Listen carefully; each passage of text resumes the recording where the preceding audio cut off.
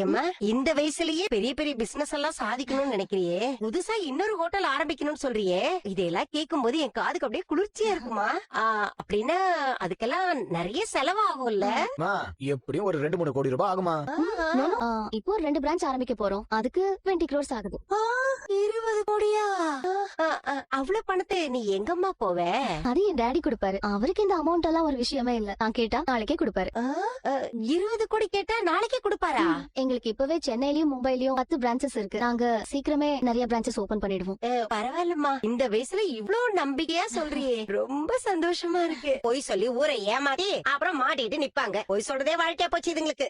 நீ ஏமா என்ன கல்யாணம் பண்ணிக்காம இருக்கிற?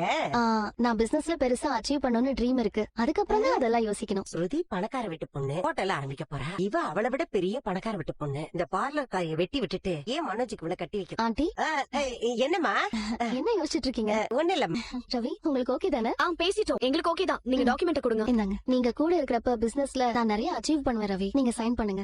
ரவி, கையெழுத்து போடு போடு. அடிக்கடி வீட்டுக்கு வந்துட்டு போமா, நீ நல்லா வருவ. நீ நிறைய படிச்ச பையனா, பிசினஸ் அறிவு இருக்கிற பையனா பார்த்து கல்யாணம் பண்ணிக்கிட்டேன்னா உனக்கு இன்னும் உதவியா இருக்கும். அப்படி ஒருத்தர் கிடைச்சா பாக்கலாம் ஆண்டி. சீக்கிரம் கிடைப்பான். ஓகே ஆண்டி, நான் வரேன். நல்ல பொண்ணு இல்ல?